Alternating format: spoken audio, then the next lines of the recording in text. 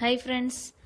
இன்னைக்கு general science சீரீஸில் நம்ம ஒரு புது டாபிக் நம்ம ஸ்டார்ட் பண்ண போகிறோம். ஸோ நம்ம உங்களுக்கு தெரியும், நீங்கள் கண்டினியூஸாக வாட்ச் பண்ணிட்டு இருக்கீங்க. ஸோ உங்களுக்கு கண்டிப்பாக தெரிஞ்சிருக்கும், நம்ம ஸ்டாண்டர்ட் 6, 7 ரெண்டுமே நம்ம கம்ப்ளீட்டாக முடிச்சிட்டோம், கரெக்டாக. ஸோ அது ரிலேட்டடாக எல்லா டாபிக்ஸும் உங்களுக்கு நல்ல பேசிக்ஸ் நீட்டாக தெரிஞ்சிருக்கும் அப்படின்னு நான் நம்புகிறேன், ஓகேவா. ஸோ இனிமேல் நம்ம ஜெனரல் சயின்ஸில் 8th, 9th, 10th மட்டும்தான் பெண்டிங்கில் இருக்குது. இது 3த்துலேருந்தும் கொஸ்டின்ஸ் கேட்கறதுக்கான ப்ராபபிலிட்டி ரொம்ப ரொம்ப அதிகம், கரெக்டாக. அது 3த்துக்கான பேசிக் தான் நம்ம 6th and 7th நம்ம பார்த்தோம், அதுவும் உங்களுக்கு தெரியும், கரெக்டாக.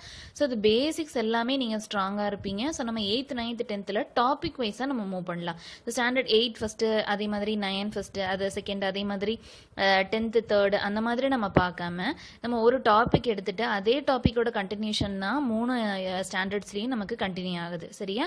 ஸோ நம்ம என்ன பார்க்க போகிறோம் அப்படின்னா, ஒவ்வொரு டாப்பிக்காக கம்ப்ளீட் பண்ண போகிறோம், அதுதான், ஓகேவா. ஸோ நம்ம இன்னைக்கு பார்க்க போகிற டாபிக் என்ன அப்படின்னா, மெட்டலர்ஜி, கெமிஸ்ட்ரி டாபிக் நம்ம பார்க்க போகிறோம், சரியா. ஸோ நான் ஏன் கெமிஸ்ட்ரி எடுத்திருக்கிறேன் அப்படின்னா, கெமிஸ்ட்ரி நிறைய பேருக்கு ரொம்ப அலர்ஜி, ஓகேவா. நம்ம எப்போவுமே பொதுவாக எனக்கு என்னோட லாஜிக் எப்போவுமே எப்படி இருக்கும் அப்படின்னா, ஸோ எது ரொம்ப கஷ்டமாக இருக்கோ அதை ஃபஸ்ட்டே கம்ப்ளீட் பண்ணணும் அப்படின்னு நான் நினைப்பேன், ஓகேவா. ஸோ அதனால் நான் கெமிஸ்ட்ரியே ஃபஸ்ட் டீல் பண்ணலாம் அப்படின்னு நினைக்கிறேன். ஏன்னா பயாலஜி ஃபிசிக்ஸ்லாம் மேக்ஸிமம் நமக்கு டச்சில் இருக்கக்கூடிய சப்ஜெக்ட்ஸ் தான், சரியா. பட் கெமிஸ்ட்ரிங்கிறது ரொம்ப அவுட் ஆஃப் டச் ஆகிருக்கும் நமக்கு. ஸோ கெமிஸ்ட்ரி ஃபஸ்ட்டு ஸ்டார்ட் பண்ணோம் அப்படின்னா நம்ம கொஞ்சம் ஸ்டார்டிங்கில் நம்ம ரொம்ப பயங்கரமாக கவனிப்போம்ல. ஸோ அந்த லாஜிக்கில் நான் ஃபஸ்ட்டு கெமிஸ்ட்ரி ஸ்டார்ட் பண்ணுறேன். அதில் மெட்டலர்ஜி நான் ஸ்டார்ட் பண்ண போகிறேன், சரியா. ஸோ ஃபஸ்ட் மெட்டலர்ஜி நம்ம கம்ப்ளீட் பண்ணிவிட்டு தென் நம்ம ஒவ்வொரு டாப்பிக்கை நம்ம கம்ப்ளீட் பண்ணலாம். ஃபர்ஸ்ட் கெமிஸ்ட்ரியில் ஒரு டாபிக், தென் பயாலஜியில், அந்த மாதிரி நம்ம போனோம் அப்படின்னா நமக்கு அவ்வளோவா போரிங்காக இருக்காது, சரியா. ஸோ இந்த வீடியோவில் நான் மார்க்ஸ் ஸ்பிட்டை ஃபஸ்ட்டு கொடுத்துருக்கிறேன். ஸோ நான் ஜென்ரலாக நான் ரிசர்ச் பண்ணப்போ எனக்கு கிடைச்ச ஒரு ஸ்டாட்டிஸ்டிக்ஸ் தான் இது. ஸோ பயாலஜியில் ஸோ இதெல்லாம் முக்கியமான டாபிக்ஸ், சரியா. So human body, animals, plants, diseases, nutrition, இது எல்லாத்தோட பேசிக் நம்ம 6th, 7th எல்லாத்துலேயும் நம்ம பார்த்துட்டோம். பேசிக்ஸ் நமக்கு ரொம்ப ஸ்ட்ராங்காக இருக்குது, ரைட்டா. ஸோ இது ரிலேட்டடாக இன்னும் கொஞ்சம் அட்வான்ஸ்டான டாபிக் தான் 8th, 9th, 10th கொடுத்துருக்காங்க. உங்களுக்கு கண்டிப்பாக யூஸ்ஃபுல்லாக இருக்கும், நான் இதுக்கு அஷூரன்ஸ் தரேன், ரைட்டா. ஸோ 7 to 8 கொஸ்டின்ஸ் பயாலஜி டாப்பிக்ல இருந்து கேட்டிருக்காங்க. அதே மாதிரி ஃபிசிக்ஸ் எடுத்துக்கிட்டிங்க அப்படின்னா இத்தனை டாபிக்ஸ் ரொம்ப முக்கியம். ஸோ இது எல்லாத்துலேயும் நம்ம பேசிக்ஸ்லாம் நம்ம கண்டிப்பாக நம்ம பார்த்துறோம் 6th and 7th, கரெக்டாக. So magnetism, wave, optics, light பற்றி, கரெக்டாக. ஸோ இது எல்லாமே நம்ம பேசிக்காக நம்ம பார்த்துட்டோம். ஸோ இதோட அட்வான்ஸ் டாபிக்ஸ் தான் நம்ம 8th to 10th சீரீஸில் பார்க்க போகிறோம். ஸோ ஃபிசிக்ஸ்லேருந்து 5 to 6 கொஸ்டின்ஸ் கேட்டிருக்காங்க, ஓகேவா. ஸோ 5 to 6 கொஸ்டின்ஸ் எஸ்டிமேட் பண்ணியிருக்காங்க, ஓகேவா. அதே மாதிரி கெமிஸ்ட்ரியில் atomic structure, metallurgy, chemical bonding, organic chemistry, இது எல்லாமே முக்கியமான டாபிக்ஸ். இதில் இருந்து ஒரு 6 to 7 கொஸ்டின்ஸ் கேட்குற சான்சஸ் இருக்குது, சரியா. ஸோ இதெல்லாம் தான் ஜென்ரலான மார்க்ஸ் ஸ்பிட். இதுலேருந்து 1 + or -2 இருக்கலாம், ரைட்டா. ஸோ இது ஜென்ரலான ஸ்டாட்டிஸ்டிக்ஸ், சரியா. ஸோ இதில் நம்ம இன்னைக்கு நம்ம கெமிஸ்ட்ரியில் மெட்டலர்ஜி ஸ்டார்ட் பண்ண போகிறோம். மெட்டல்ஸ் அண்ட் நான் மெட்டல்ஸ், அதை பற்றி தான் நம்ம இன்னைக்கு படிக்க போகிறோம், சரியா. அந்த வீடியோவை லாஸ்ட் வரை வாட்ச் பண்ணுங்கள். நிறைய ரியாக்ஷன்ஸ், ப்ராப்பர்ட்டிஸ், யூசஸ், நிறைய ட்விஸ்ட், நிறைய நம்ம பார்க்க போகிறோம். அந்த வீடியோவை லாஸ்ட் வரை வாட்ச் பண்ணுங்கள். வாங்க வீடியோக்குள்ளே போகலாம். இதுவரை நம்ம சேனலை சப்ஸ்கிரைப் பண்ணாமலே வீடியோ பார்க்குறீங்களா? மறக்காம கீழே இருக்கிற red colour subscribe button click பண்ணிக்கோங்க. பக்கத்தில் இருக்கிற பெல் ஐக்கானையும் ப்ரெஸ் பண்ணிக்கோங்க. கூகுள் கிளாஸ் ரூமோட லிங்க் நான் டிஸ்கிரிப்ஷனில் கொடுத்துருக்கேன். கிளாஸ் கோட் யூஸ் பண்ணி ஜாயின் பண்ணிக்கோங்க. Daily current affairs, weekly Mach test, last வீக்கில் PDF நோட்ஸ் அதில் தான் அப்லோட் பண்ணுவேன். ஸோ கண்டிப்பாக ஜாயின் பண்ணிக்கோங்க. ஸ்டார்ட் பண்ணலாமா? ஸோ ஃபஸ்ட் எல்லாத்தோட பேசிக் எங்கே அப்படின்னா ஒரு எலமெண்ட்ல இருந்தால் ஸ்டார்ட் ஆகுது, சரியா. ஸோ எலமெண்ட்டை தான் எப்படி கிளாஸிஃபை பண்ணுறோம் அப்படின்னா மெட்டல்ஸ், நான் மெட்டல்ஸ், அதே மாதிரி மெட்டலாய்ட்ஸ், சரியா. ஸோ ஃபஸ்ட் எலமெண்ட்னா என்னன்னு தெரிஞ்சுக்கோங்க. நம்ம ஆல்ரெடி ஸ்டாண்டர்ட் 6 அல்லது 7 நம்ம பார்த்தோம், கெமிக்கல் சேஞ்ச் பார்த்தோம், ஞாபகம் இருக்கா. ஸோ அந்த கெமிக்கல் சேஞ்ச்னா என்ன? ஸோ எந்த ஒரு ரியாக்ஷனில் புது சப்ஸ்டன்ஸ் ஃபார்ம் ஆகுதோ அதுதான் கெமிக்கல் சேஞ்ச், கெமிக்கல் ரியாக்ஷன் அப்படின்னு பார்த்தோம், கரெக்டாக. ஸோ அப்படி ஒரு சப்ஸ்டன்ஸ் ஃபார்ம் ஆகுது. ஸோ அந்த சப்ஸ்டன்ஸை நான் எது கூட சேர்த்தாலும் என்னோட அந்த மெயின் சப்ஸ்டன்ஸ் எந்த சேஞ்சுமே ஆகலை, எந்த ரியாக்டுமே ஆகலை அப்படின்னா அதை தான் நான் என்ன சொல்கிறேன் அப்படின்னா எலமெண்ட் அப்படின்னு சொல்லுவாங்க, சரியா. ஸோ அதுதான் எலமெண்ட். எலமெண்ட் என்ன அப்படின்னா, ஸோ எந்த சப்ஸ்டன்ஸை நான் எந்த ரியாக்ஷன் பண்ணியும் நான் ப்ரோக் பண்ண முடியலை அப்படின்னா அந்த சப்ஸ்டன்ஸ் தான் நான் என்ன சொல்கிறேன் எலமெண்ட் அப்படின்னு சொல்கிறேன், சரியா. அந்த எலமெண்ட்டை தான் நான் 3 கிளாஸிஃபை பண்ணுறேன், சரியா. ஸோ இந்த இதில் மெட்டலாய்ட்ஸுங்கிறது மெட்டல்ஸாகவும் ரியாக்ட் பண்ணும், நான் மெட்டல்ஸாகவும் ரியாக்ட் பண்ணும் அட் அ டைம், சரியா. ஓகேவா. ஸோ நம்ம எந்த மாதிரி வேணுமோ அந்த மாதிரி நம்ம சேர்த்துக்கலாம், சரியா. அதுதான் மெட்டலாய்ட்ஸ். இதுக்கான எக்ஸாம்பிள் தான் நம்ம போரான், சிலிகான், ஜெர்மீனியம், ஆர்செனிக், ஆன்டிமனி, இதெல்லாம், ஓகேவா. நம்ம இங்கே ஈஸியோ அல்லது ட்ரிபிளியாக இருந்தாலும் இது கண்டிப்பாக எப்படி மெட்டலாய்டு அப்படிங்கிறது உங்களுக்கு தெரியும். பட் அதை பற்றி இப்போ நம்ம டீட்டெயிலாக அனலைஸ் பண்ணணும்னு அவசியம் இல்லை, சரியா. ஸோ மெட்டலாய்ட்ஸுங்கிறது மெட்டலாகவும் நான் மெட்டலாகவும் ஆக்ட் பண்ணும், ஓகேவா. ஸோ இதோட இந்த சப்ஜெக்ட்டுங்கிறது பெரிய சப்ஜெக்ட், மெட்டலாய்ட்ஸுங்கிறது, அதை பற்றி நம்ம இப்போ டீல் பண்ண வேண்டாம், ஓகேவா. இப்போ மெட்டல்ஸ் அண்ட் நான் மெட்டல்ஸ் இது ரெண்டுத்தையும் எப்படி கிளாஸிஃபை பண்ணுறாங்க, எப்படி நம்ம பிரிக்கிறாங்க அப்படின்னா based on it's physical and chemical properties. So இதோட ஃபிசிக்கல் அண்ட் கெமிக்கல் ப்ராப்பர்ட்டிஸை வச்சு தான் இது மெட்டல்ஸ், நான் மெட்டல்ஸ் அப்படின்னு கிளாஸிஃபை பண்ணுவாங்க. சரியா? ஸோ ஃபிசிக்கல் ப்ராப்பர்ட்டிஸ்னா நம்ம கண்ணால் பார்க்கக்கூடிய நம்மளால ஃபீல் பண்ணக்கூடிய ப்ராப்பர்ட்டிஸ் தான் இந்த ஃபிசிக்கல் ப்ராப்பர்ட்டிஸ். சரியா? இதே கெமிக்கல் ப்ராப்பர்ட்டிஸ் அப்படின்னா நம்ம எதையோ ரியாக்ட் பண்ணி ஓஹோ உள்ள என்ன நடந்திருக்கு நமக்கு தெரியாது, பட் ஏதோ ஒரு கலர் வச்சு சம்திங், இல்லைன்னா ஹீட் இருக்கும், இல்லைன்னா திடீர்னு எரிஞ்சிரும். ஸோ அந்த மாதிரி ரியாக்ஷன்ஸை வச்சு ஓகே இது இந்த மாதிரி மெட்டல், இது இந்த மாதிரி நான் மெட்டல் அப்படின்னு நம்ம கிளாஸிஃபை பண்ணால் அது பேஸ்ட் ஆன் கெமிக்கல் ப்ராப்பர்ட்டிஸ். சரியா?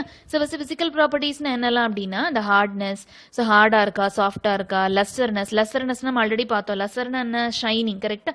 ஸோ அது லஸ்டராக இருக்கா, நல்ல மினுங்குதா, மினுங்கலியா, அதை வச்சு கூட நம்ம மெட்டல் நான் மெட்டலான்னு கிளாஸிஃபை பண்ணலாம். அதே மாதிரி மேலிபிலிட்டினா என்ன?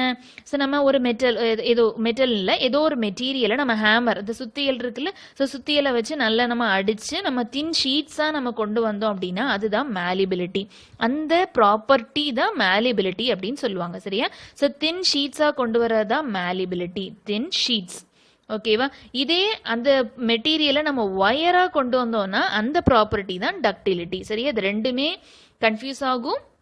சரியா? அது நிறைய கொஸ்டின்ஸ்லையும் கேட்குறாங்க. ஸோ மேலிபிலிட்டின்னு என்ன அப்படின்னா ஒரு மெட்டீரியலை ஷீட்டாக நான் ஃபார்ம் பண்ணேன் அப்படின்னா, நான் அதை அடித்து தட்டி வச்சு நான் ஷீட்டாக மாற்றிட்டேன் அப்படின்னா மேலிபிலிட்டி தான் அதோட ப்ராப்பர்ட்டி. ஸோ டக்டிலிட்டி நான் அந்த மெட்டீரியல் நான் நல்ல அதே மாதிரி நான் ஹேமர் வச்சு அடித்து தின் ஒயர்ஸாக நான் மாற்றிட்டேன் அப்படின்னா அதான் டக்டிலிட்டி. சரியா? இதே சொனோரஸ்னா என்ன அப்படின்னா நம்ம இப்போ நம்ம இது பெல் பார்த்துருக்கோம்ல, நம்ம ஸ்கூல் பெல்லாம் அடிக்குதுல்ல. ஸோ நம்ம ஒரு சம்திங் ஏதோ ஒரு மெட்டீரியல், அதை நான் மெட்டலாக நான் மெட்டலாக நம்ம பார்க்கலாம். பட் ஏதோ ஒரு மெட்டீரியலை வச்சு நான் இன்னொரு இதை வச்சு நான் ஒரு சுத்தியலை வச்சு நான் அடிக்கிறேன் அப்படின்னா எனக்கு டுவங் சவுண்டு வருது இல்லை. ஸோ அந்த சவுண்டு தான் நம்ம என்ன சொல்கிறோம் அப்படின்னா சொனோரஸ் அப்படின்னு சொல்கிறோம். ஸோ மெட்டலுக்கு சொனோரஸ் ப்ராப்பர்ட்டி இருக்கா, நான் மெட்டலுக்கு சொனோரஸ் ப்ராப்பர்ட்டி இருக்கா, இதெல்லாம் ஒரு ஃபிசிக்கல் ப்ராப்பர்ட்டி. சரியா? Next conductivity. ஸோ கண்டக்ட் ஆகுதா, ஹீட்டுக்கு கண்டக்ட் ஆகுதா, எலக்ட்ரிசிட்டி கண்டக்ட் ஆகுதா, ஸோ இந்த மாதிரி ப்ராப்பர்ட்டி. ஓகேவா? ஸோ இது எல்லா ப்ராப்பர்ட்டியும் ரொம்ப முக்கியம், பார்த்துக்கோங்க. எல்லாத்துக்கும் மீனிங்கும் தெரிஞ்சுக்கோங்க. Hardness, lustreness, malleability, ductility, sonorous, conductivity to heat and electricity. சரியா? ஓகேவா? ஸோ இதெல்லாம் physical property. Next chemical property பாருங்க. சார் ஆல்ரெடி சொன்னேன், ஏதோ ஒரு சப்ஸ்டன்ஸ் கூட ரியாக்ட் பண்ணால் என்ன நடக்கும் அப்படிங்கிறத பார்க்குறது தான் கெமிக்கல் ப்ராப்பர்ட்டிஸ். கரெக்டாக? ஸோ நம்ம ஆக்சிஜன் கூட, அதாவது ஏர்ல என்ன இருக்குது, ஆக்சிஜன் தானே நிறைய இருக்குது. ஸோ ஆக்சிஜன் கூட ரியாக்ட் பண்ணால் என்ன ஆகும், வாட்டர் கூட ரியாக்ட் பண்ணால் என்ன ஆகும், ஆசிட் கூட ரியாக்ட் பண்ணால் என்ன ஆகும், பேஸ் கூட ரியாக்ட் பண்ணால் என்ன ஆகும், லாஸ்ட்டாக டிஸ்பிளேஸ்மெண்ட் ரியாக்ஷனா என்ன அப்படிங்கிறத நம்ம பார்க்கலாம். இது எல்லாமே comes under chemical properties. So இந்த ரியாக்ஷன் ப்ராடக்டை வச்சு நம்ம அது மெட்டலா இல்லைனா நான் மெட்டலா அப்படிங்கிறத நம்ம கண்டுபிடிக்கலாம். சரியா? ஃபர்ஸ்ட் நெக்ஸ்ட் எக்ஸாம்பிள் பாருங்க. ஸோ மெட்டலோட பேசிக் எக்ஸாம்பிள் என்ன? அயன். ஸோ நமக்கு அயன்கிறது காமனாக நம்ம யூஸ் பண்ணுற மெட்டல். அதே மாதிரி காப்பர் தெரிஞ்சிருக்கும், அலுமினியம், மெக்னீஷியம், சோடியம், அதே மாதிரி பொட்டாசியம் நான் எழுதலைங்க, பொட்டாசியம்.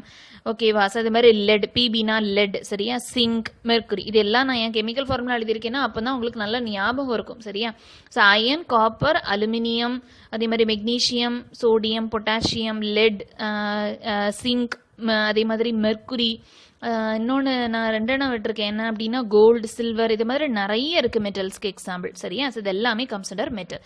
இதே நான் மெட்டல் எடுத்துக்கிட்டீங்க அப்படின்னா கார்பன், சல்ஃபர், அதே மாதிரி அயோடின், ஆக்சிஜன், ஹைட்ரஜன், இந்த மாதிரி நிறைய இருக்கு. சரியா? ஸோ இன்னொன்று ஞாபகம் வச்சுக்கலாம், நான் மெட்டல்ஸ்க்கு எக்ஸாம்பிள் மேக்ஸிமம் நம்ம கேசியஸ் ஸ்டேட்டில் பார்க்குறோம் இல்லையா, நம்ம ரெஸ்பிரேஷனுக்கு ஹெல்ப் பண்ணுது, நம்ம பாடி ரிலேட்டடாக உள்ள நிறைய விஷயங்கள், நிறைய மெட்டீரியல்ஸ் தான் நான் மெட்டல்ஸாக இருக்கும். அதையும் தெரிஞ்சுக்கோங்க. பாருங்க, carbon, sulphur, iodine, oxygen, hydrogen, இது எல்லாமே என்ன நம்ம நார்மலாக நம்ம கேசியஸ் ஸ்டேட்டில் நம்ம பாடிக்கு தேவையான ஒரு மெட்டீரியல்ஸ். கரெக்டாக? இது எல்லாமே கம்ஸ் அண்டர் நான் மெட்டல்ஸ். அப்படி நீங்கள் ஈஸியாக ஞாபகம் வச்சுக்கலாம். சரியா?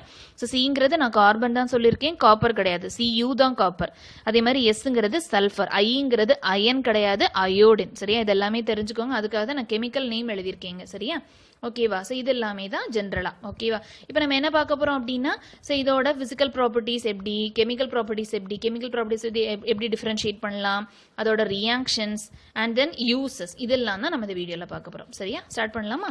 நெக்ஸ்ட் பாருங்க, மெட்டல்ஸ் வெர்சஸ் நான் மெட்டல்ஸ். எப்படி பிசிக்கல் ப்ராப்பர்ட்டிஸ் பேஸ் பண்ணி மெட்டல்ஸையும் நான் மெட்டல்ஸையும் பிரிக்கலாம் அப்படிங்கிறத நம்ம ஃபர்ஸ்ட் பார்க்கலாம். சரியா? So first metals, non metals. First என்ன? ஹார்ட்னஸ். ஸோ மெட்டல்ஸ் எப்பவுமே ஹார்டாக தான் இருக்கும், நான் மெட்டல்ஸ் சாஃப்டாக தான் இருக்கும். சரியா? அதே மாதிரி மெட்டல்ஸ் எப்பவுமே லஷர். நம்ம ஆல்ரெடி பார்த்தோம், நல்ல ஷைனிங்காக தான் இருக்கும். பெஸ்ட் எக்ஸாம்பிள் என்னன்னா சில்வர், கோல்டு. கோல்டு பாருங்க நம்ம கழுத்துல காதுல எல்லாம் நம்ம பாக்குற எல்லாமே ஆர்னமெண்ட்ஸ் எல்லாமே பயங்கர ஷைனிங்கா இருக்குல்ல. ஸோ அது ஒரு மெட்டல் தானே. ஓகேவா. ஸோ மெட்டல்ஸ் கண்டிப்பா லெஷரா தான் இருக்கும். லெஷர்னா என்ன, ஷைனிங்கா இருக்கும். நான் மெட்டல்ஸ் கொஞ்சம் டல் அடிக்கும். சரியா. ஸோ ரொம்ப டல்லா தான் இருக்கும், லெஷர் கிடையாது. ரைட்டா. நெக்ஸ்ட் மேலிபிள். மேலிபிள் என்ன சொன்னா, தின் ஷீட்டா நம்ம ஃபார்ம் பண்ணிடலாம், அடிச்சு தின் ஷீட்டா ஃபார்ம் பண்ணிடலாம். அது மேலிபிள். அப்போ மெட்டல்ஸ்ங்கிறது நல்ல மேலிபிள். ஓகேவா. பட் நான் மெட்டல்ஸ் எப்படின்னா, நம்ம லைட்டா தட்டுனாலே அது சுக்குநூறா சல்லி சல்லியா உடஞ்சிரும். சரியா. ஸோ அது பவுடரி மாஸ். அதாவது நான் ஹேமர் வச்சு தட்டுனேன் அப்படின்னா பவுடரா போயிடும். ஓகேவா. இதோட பெஸ்ட் எக்ஸாம்பிள் என்ன அப்படின்னா, இந்த மேலிபிலிட்டிக்கு பெஸ்ட் எக்ஸாம்பிள் என்ன அப்படின்னா, இந்த சில்வர் கோல்டு. நம்ம ஆர்னமெண்ட்ஸ் மேக் பண்றோம். அதே மாதிரி நம்ம இந்த நிறைய பார்த்தோம் அப்படின்னா அந்த தங்க கட்டிகள்லாம் நம்ம ஃபார்ம் பண்றோம் இல்லையா. ஸோ ஷீட்ஸ் மாதிரி தானே நம்ம ஃபார்ம் பண்றோம். ஸோ அது எல்லாமே என்ன அப்படின்னா, அந்த மேலிபிலிட்டி இருக்கிறதுனால தான் நம்மளால ஃபார்ம் பண்ண முடியுது. அதே எக்ஸாம்பிள் தான் ஃபார் டக்டிலிட்டியும். So metals are highly ductile. ஏன்னா அதுக்கும் எக்ஸாம்பிள் கோல்டு தான். நம்ம பார்த்துருக்கிறோம் செயின், மோதிரம், அது எல்லாமே எப்படி வருது. ஸோ நம்ம அந்த மெட்டல்ஸ், அந்த கோல்டை நல்ல ஹேமர் வச்சு நல்ல தின் ஒயர்ஸ் தான் நம்மளால கொண்டு வர முடியுது. அது டக்டைல் ப்ராப்பர்ட்டி இருக்கிறதுனால தான் என்னால் அதை ஃபார்ம் பண்ண முடியுது. கரெக்டா. So highly ductile. பட் நான் மெட்டல்ஸ்ங்கிறது ரொம்ப நான் டக்டைல். சரியா. நெக்ஸ்ட் என்ன அப்படின்னா, சொனோரஸ். நான் ஆல்ரெடி சொன்னேன், சொனோரஸ்னா என்ன சொன்னேன், அந்த சவுண்ட் வரதா சொனோரஸ். கரெக்டா. அப்போ மெட்டல்ஸை நான் இன்னொரு ஏதோ ஹேமர் சம்திங் இது கூட நான் ஸ்ட்ரைக் பண்ணேன் அப்படின்னா எனக்கு டாங் அப்படின்னு சவுண்ட் வருது. So it is sonorous. சொனோரஸ்னா என்ன, சவுண்ட் வரும். ஓகேவா. நான் மெட்டல்ஸ்க்கு அப்படி சவுண்ட் வராது. ஏன்னா ஆல்ரெடி அது ரொம்ப சாஃப்ட் தான். அதை போட்டு நான் தட்டி அதை உடச்சி எடுத்து எதுக்கு. கரெக்டா. ஸோ அது ரொம்ப நான் சொனோரஸ் தான். ரைட்டா. நெக்ஸ்ட் என்ன அப்படின்னா, மெட்டல்ஸ்ங்கிறது ரொம்ப குட் கண்டக்டர்ஸ். சரியா. ஸோ நமக்கு நல்லா தெரியும். So copper is good conductor நம்ம படிச்சிருக்கோம். சில்வர், கோல்டு, இதே மேக்ஸிமம் மெட்டல்ஸ் எல்லாமே என்னதான், குட் கண்டக்டர்ஸ் தான். ஓகேவா. ஸோ அதுக்கு மெட்டல்ஸ்க்குலாம் ஹை மெல்டிங் பாயிண்ட் இருக்கும். மெல்டிங் பாயிண்ட் என்ன, அந்த பாயிண்டை தாண்டி அது மெல்ட் ஆயிரும், உருக ஆரம்பிச்சிடும். ஸோ ஹை மெல்டிங் பாயிண்ட் என்ன மீனிங், ஸோ ரொம்ப டெம்பரேச்சர் கூடுச்சுன்னா மட்டும்தான் எனக்கு என்ன ஆகும், மெல்ட் ஆக ஆரம்பிக்கும், உருக ஆரம்பிக்கும். ஸோ அந்த அளவுக்கு ஹீட்டை வித்ஸ்டாண்ட் பண்ணுது. புரியுதா. ஸோ இட் மீன்ஸ் தட் அது நல்லா கண்டக்ட் பண்ணுது, ஹீட்டை பயங்கரமா கண்டக்ட் பண்ணுது, எவ்வளோ அடிச்சாலும் தாங்கும் அப்படிங்கிறது தான் அந்த மெட்டல்ஸ். சரியா. ஸோ இதுல ஒரு எக்ஸப்ஷன் கேஸ் என்ன அப்படின்னா, இந்த லெட்டும் மெர்க்குரி தான். லெட் மெர்க்குரிக்கு அந்த அளவு ஹை மெல்டிங் பாயிண்ட் இருக்காது. சரியா. ஸோ சீக்கிரமே இது என்ன ஆயிரும் அப்படின்னா உருகிரும். நல்லா ஞாபகம் வச்சுக்கோங்க, இந்த சாப்டர் இந்த டாபிக்ல எக்ஸப்ஷன்ஸ் தான் ரொம்ப முக்கியம். சரியா. ஸோ நிறைய எக்ஸப்ஷன்ஸ் கொடுத்துருப்பாங்க, அதனால அதை ரொம்ப கேர்ஃபுல்லா பார்த்துக்கோங்க. சரியா. ஸோ இந்த லெட் மெர்க்குரிங்கிறது அதுக்கு ரொம்ப லோ மெல்டிங் பாயிண்ட் தான், ஹை மெல்டிங் பாயிண்ட்லாம் கிடையாது. அந்த எக்ஸப்ஷன்ஸையும் தெரிஞ்சுக்கோங்க. ஏன்னா அந்த லெட்டும் மெர்க்குரியும் கொஞ்சம் புவர் கண்டக்டர். ரைட்டா. அதே மாதிரி நான் மெட்டல்ஸ் பார்த்தீங்க அப்படின்னா exact opposite, poor conductor of heat and electricity. ரைட்டா. ஸோ அதே மாதிரி மெட்டல்ஸ் எப்பவுமே கொஞ்சம் சாலிடாக தான் இருக்கும். நான் ஆல்ரெடி சொன்ன ஹார்டாக இருக்கும்னு சொன்னால அது கொஞ்சம் சாலிடாக தான் இருக்கும், except one metal. So the only metal which is in liquid state at room temperature is mercury. நல்லா ஞாபகம் வச்சுக்கோங்க. ஓகேவா. ஸோ மெர்க்குரி மட்டும்தான் ரூம் டெம்பரேச்சரில் லிக்விட் ஸ்டேட்டில் இருக்கும். Very very important. சரியா. So mercury is only metal which is in liquid state at room temperature. ஞாபகம் வச்சுக்கலாமா. Hg தான் மெர்க்குரி. அதே மாதிரி நான் மெட்டல்ஸ் பொதுவாக சாலிடாகவும் இருக்கும், கேஸ் ஸ்டேட்லையும் இருக்கும், எக்ஸப்ட் புரோமின். ஸோ புரோமின்ங்கிறது கொஞ்சம் லிக்விட் ஸ்டேட்டாக தான் இருக்கும். புரோமின். சரியா. ஸோ புரோமின்ங்கிறது கொஞ்சம் லிக்விட் ஸ்டேட்டாக தான் இருக்கும். ஓகேவா. ஸோ புரோமின் மட்டும்தான் லிக்விட் ஸ்டேட்டில் அக்கர் ஆகும். மீதி எல்லா நான் மெட்டல்ஸுமே சாலிட் அண்ட் கேஸ் ஸ்டேட். புரோமின்ங்கிறது ஒரு நான் மெட்டல். ரைட்டா. ஸோ இதெல்லாம் தான் பேஸ்ட் ஆன் பிசிக்கல் ப்ராப்பர்ட்டிஸ். இதில் கொஞ்சம் எக்ஸப்ஷன்ஸும் இருக்குப்பா. சரியா. அது எல்லாமே நான் சொல்லிட்டேன், இது இப்படிதான், இது இப்படிதான், எல்லாமே அப்படிதான், எல்லாமே அப்படிதான் அப்படின்னு சொல்லிட்டேன். பட் எல்லாமே அப்படி கிடையாது. ரைட்டா. ஸோ கொஞ்சம் எக்ஸப்ஷன்ஸும் இருக்கு. ஸோ அந்த எக்ஸப்ஷன்ஸ் தான் ரொம்ப முக்கியம். சரியா. ஸோ ஒவ்வொன்றா வரிசையாக பார்க்கலாம், நீட்டாக நோட்ஸ் எடுத்துட்டு வாங்க. சரியா. ஸோ எல்லா மெட்டல்ஸுமே சாலிட்ஸ்ன்னு சொன்னேன். கரெக்டா. பட் எக்ஸப்ட் மெர்க்குரி, அதை நான் ஆல்ரெடி சொன்னேன் இல்லையா. ஸோ லிக்விட் மட்டும் மெர்க்குரி இருக்கும், ரூம் டெம்பரேச்சரில் லிக்விட் ஸ்டேட்டில் இருக்கும். ஓகேவா. முக்கியமான பாயிண்டா இது ஈஸியாக ஞாபகம் வச்சுக்கலாமா. ஓகேவா. Mercury liquid state. இது நீங்கள் ஞாபகம் வச்சுக்கிறதுக்கு நீங்கள் தெர்மாமீட்டர் ஞாபகம் வச்சுக்கலாம். தெர்மாமீட்டருக்குள்ள ஒரு சின்னதாக ஒரு லேயர், சின்னதாக ஒரு நமக்கு டெம்பரேச்சர் ரைஸ் ஆகும் போது ஒரு ரைஸ் ஆகும், ஒரு லிக்விட் உள்ள ரைஸ் ஆகும் பார்த்துருக்கீங்களா, அது மெர்க்குரி தான். ஓகேவா. ஸோ மெர்க்குரி இன் லிக்விட் ஸ்டேட். சரியா. நெக்ஸ்ட் பாருங்க அப்படின்னா மெல்டிங் பாயிண்ட் பத்தி பார்க்கலாம். எல்லா மெட்டல்ஸ்க்கும் நான் என்ன சொன்னேன், ரொம்ப ஹை மெல்டிங் பாயிண்ட் இருக்கும், எவ்வளவு அடிச்சாலும் தாங்கும்னு சொன்னேன்ல. பட் அப்படி கிடையாது. இந்த கேலியமும் சிசியமும் அது ரெண்டுத்துக்குமே மெல்டிங் பாயிண்ட் ரொம்ப லோவா இருக்கும். சரியா. ஸோ அதே மாதிரி தான் நான் சொன்னேன், இந்த லெட் மெர்க்குரி அதுக்குமே, அது நீங்க இது கூட சேர்த்துக்கலாம். So let mercury gallium CCM இது எல்லாத்துக்குமே மெல்டிங் பாயிண்ட் ரொம்ப லோவா இருக்கும். லைட்டா அடிச்சாலே அழுதுரும். சரியா. ஸோ இந்த கேலியம், ஸோ கேலினா ரொம்ப கேலி பண்ணா அழ ஆரம்பிச்சிடும். அதே மாதிரி சிசிஎம் ரொம்ப டீஸ் பண்ணா அப்படின்னு ஞாபகம் வச்சுக்கோங்க. டீஸ் பண்ணா சிசிஎம். ஸோ அந்த கேலியம் சிசிஎம் ரெண்டுத்துக்குமே மெல்டிங் பாயிண்ட் ரொம்ப லோவாக இருக்கும். ஞாபகம் வச்சுக்கலாமா? ஓகேவா? ஸோ நெக்ஸ்ட் என்ன அப்படின்னா அயோடின். அயோடின்ங்கிறது ஒரு நான் மெட்டல் சொன்னேன். ஸோ நான் மெட்டல் எப்பவுமே எப்படி இருக்கும் சொன்னேன், அவ்வளவா ஷைனிங்காக இருக்காது, ரொம்ப டல் அடிச்சிட்டு இருக்கும்னு சொன்னேன்ல. பட் அயோடின்ங்கிறது கொஞ்சம் லஷரஸாக கொஞ்சம் ஷைனிங்காக இருக்கும். இதை நீங்கள் எப்படி ஞாபகம் வச்சுக்கலாம்? அயோடின் சால்ட் உங்களுக்கு தெரியும்ல. ஸோ சால்ட் பார்த்துருக்கீங்க அப்படின்னா கொஞ்சம் லைட் அடிச்சு பார்த்தீங்க அப்படின்னா கொஞ்சம் மினுங்கிட்டே இருக்கும், பார்த்துருக்கீங்களா? ஸோ அயோடின்ங்கிறது ஒரு நான் மெட்டல்னு சொன்னேன். ஆனால் அது என்ன, அது லஷரஸ் நான் மெட்டல். சரியா? ஸோ மெட்டல்ஸ் நான் மெட்டல்ஸ் எப்போவுமே டல்லாக தான் இருக்கும். ஆனால் அயோடின் கொஞ்சம் ஜாலியாக இருக்கும், இன்ட்ரெஸ்டிங்காக இருக்கும். சரியா? நெக்ஸ்ட் பார்த்தீங்க அப்படின்னா கார்பன் நான் சொன்னேன், அது ஒரு நான் மெட்டல். சரியா? அது ஒரு நான் மெட்டல் தான். ஓகேவா? இப்போ என்ன பிரச்சனை அப்படின்னா இந்த கார்பன் நிறைய ஃபார்ம்ல எக்ஸிஸ்ட் ஆகும் நேச்சர்ல. சரியா? ஸோ அந்த ஒவ்வொரு ஃபார்மை தான் நம்ம என்ன சொல்றோம் அப்படின்னா அல்லோட்ரோப்ஸ் அப்படின்னு சொல்லுவோம். சரியா? அந்த கார்பன் அல்லோல பட்டு நிறைய ஃபார்மா நம்ம நேச்சர்ல நம்ம பிரிச்சு வச்சிருப்பாங்க நேச்சர். சரியா? ஸோ அந்த ஒவ்வொரு ஃபார்ம் தான் என்ன சொல்லுவோம் அப்படின்னா அல்லோட்ரோப்ஸ் அப்படின்னு சொல்லுவோம். ஸோ அதுல ஒரு எக்ஸாம்பிள் பார்த்தீங்க அப்படின்னா diamond is a form of carbon. அதாவது diamond is allotrope of carbon. ஆனால் டைமண்ட்ங்கிறது ரொம்ப ஹார்டா இருக்கும். கரெக்டா? நமக்கே தெரியும். பட் கார்பன்ங்கிறது என்ன, ஒரு நான் மெட்டல். அப்ப அது கண்டிப்பா சாஃப்டா தானே இருக்கணும். பட் டைமண்ட்ங்கிற பாருங்க, டைமண்ட் ஹார்டா இருக்கும். இது ஒரு எக்ஸெப்ஷன். அதே மாதிரி graphite one form of carbon. அதாவது graphite is an allotrope of carbon. ஆனா கிராஃபைட் எப்படி நல்லா கண்டக்ட் பண்ணும் எலக்ட்ரிசிட்டியை. பட் நமக்கு நான் மெட்டல் எப்படி இருக்கும், புவர் கண்டக்டரா தானே இருக்கணும். பட் ஆனா கிராஃபைட் எப்படி இருக்கும், நல்லா கண்டக்ட் பண்ணும். புரியுதா? இதெல்லாம் எக்ஸெப்ஷனல் கேசஸ், நல்லா பார்த்துக்கோங்க. பட் டைமண்ட் கிராஃபைட் ரெண்டுமே நம்ம ரூல்ஸை மீறுது. சரியா? ஸோ கார்பன்ங்கிறது ஒரு நான் மெட்டல், அதோட ஃபார்ம் தான் டைமண்ட் அண்ட் கிராஃபைட். ஆனால் டைமண்ட் நல்லா ஹார்டாக இருக்கும், கிராஃபைட் நல்லா கண்டக்ட் பண்ணும். பட் இது நடக்கக்கூடாது, பட் எடுத்து நடந்திருக்கு, அவ்வளோதான். சரியா? அதே மாதிரி பாருங்க அல்கலி மெட்டல்ஸ்ங்கிறது நமக்கு தெரியும். அல்கலி மெட்டல்ஸ்னா என்ன, பீரியோடிக் டேபிள் நம்ம படிச்சிருப்போம்ல, நம்ம ஸ்கூல்ல பீரியோடிக் டேபிள் படிச்சு, அதை பத்தி இப்போதைக்கு நம்ம பேச வேண்டாம். பட் பீரியோடிக் டேபிள்ல நீங்க பார்த்துருக்கீங்களா? பீரியோடிக் டேபிள் எப்பவுமே லெஃப்ட்ல இருக்கிறது எல்லாமே மெட்டல்ஸ் இருக்கும், ரைட்ல இருக்கிறது எல்லாமே என்னவா இருக்கும்னா நான் மெட்டல்ஸ் இருக்கும். டாப் மோஸ்ட் ரைட்ல இருக்கும். கரெக்டா? ஸோ இதுல இந்த லெஃப்ட்ல இருக்கிற எல்லாமே என்ன அப்படின்னா மெட்டல்ஸ் தான் இருக்கும், ரைட்ல இருக்கிறது நான் மெட்டல்ஸ்னு சொன்னேன். இதுல இந்த குரூப் 1ல இருக்கு பாத்தீங்களா, குரூப் 1 மெட்டல்ஸ் தான் நம்ம என்னன்னு சொல்லுவோம்னா அல்கலி மெட்டல்ஸ்னு சொல்லுவோம். அதுல மொதல் இருக்கிறது ஹைட்ரஜன். பட் ஹைட்ரஜனை நம்ம சேர்த்திருக்க மாட்டோம். ஏன்? ஹைட்ரஜன்ங்கிறது என்ன, நான் மெட்டல். கரெக்டா? ஸோ ஹைட்ரஜனை தவிர மீதி இருக்கிற எல்லாமே என்ன அப்படின்னா அல்கலி மெட்டல்ஸ். அந்த குரூப் 1ல இருக்கிற எல்லா மெட்டல்ஸ் தான் அல்கலி மெட்டல்ஸ் சொல்லுவோம், எக்ஸப்ட் ஹைட்ரஜன். ஏன்னா ஹைட்ரஜன்ங்கிறது நான் மெட்டல். சரியா? பட் ஏன் ஹைட்ரஜன் இந்த மெட்டல் இருக்க வேண்டிய இடத்துல அது வந்து உட்கார்ந்துருக்கு அப்படின்னா ஹைட்ரஜனுக்கும் அந்த குரூப் 1ல இருக்கிற எல்லாமே ஃபாலோஸ் NS1 கான்ஃபிகரேஷன். இதெல்லாம் பத்தி இப்போதைக்கு தெரிய வேண்டாம், ஜஸ்ட் நீங்க தெரிஞ்சுக்கோங்க. ஒரு சப்போஸ் நம்ம அந்த டைம் அந்த பாயிண்ட் மிஸ் பண்ண வாய்ப்பு இருக்கு, அதனால சொல்றேன்.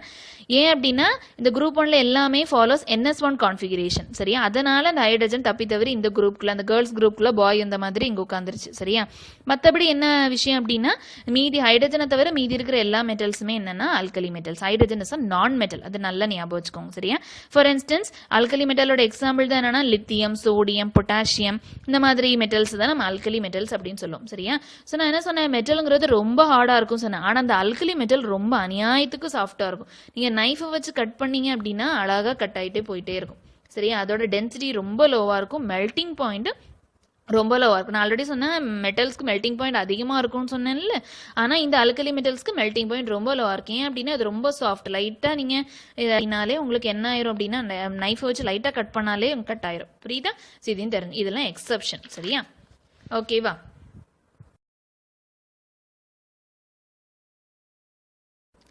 Next based on chemical properties எப்படி கிளாஸிஃபை பண்ணலாம் அப்படிங்கிறத பார்த்தோம். இவ்வளோ நேரம் என்ன பார்த்தோம், ஃபிசிக்கல் ப்ராப்பர்ட்டிஸ் வச்சு எப்படி கிளாஸிஃபை பண்ணுறது, அதுக்கான எக்ஸப்ஷன்ஸும் நிறைய பார்த்தோம். அதெல்லாம் நல்லா மைண்டில் ஃபிக்ஸ் பண்ணிக்கோங்க. இப்போ கெமிக்கல் ப்ராப்பர்ட்டிஸ் வச்சு எப்படி கிளாஸிஃபை பண்ணலாம் அப்படிங்கிறத பார்க்கலாம். சரியா?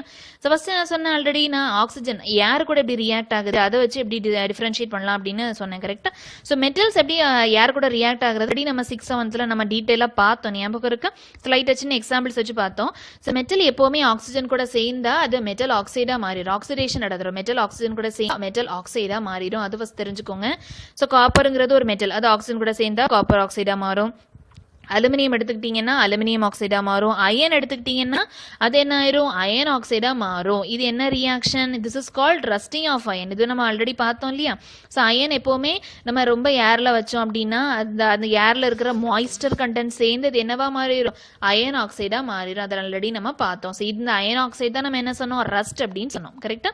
அதே மாதிரி மெக்னீஷியம் ரிப்பன் வச்சு ஒரு எக்ஸ்பெரிமெண்ட் ஞாபகம் இருக்கா. ஸோ மெக்னீஷியம் ரிப்பனை நான் எரிச்சேன் அப்படின்னா எனக்கு என்ன ஆகும், ஒரு நல்ல ஒரு பவுடரி ஆஷ் மாதிரி இருக்கும். அதை நீங்க அனலைஸ் பண்ணீங்கன்னா அது என்ன, மெக்னீசியம் ஆக்சைடு அப்படின்னு சொன்ன ஞாபகம் இருக்கா.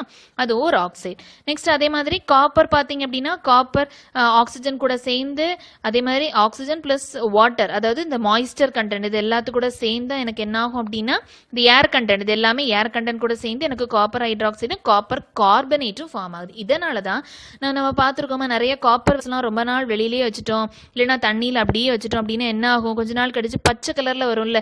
அதுக்கான ரீசன் இதுதான். இந்த ரியாக்ஷனை நல்லா தெரிஞ்சு வச்சுக்கோங்க.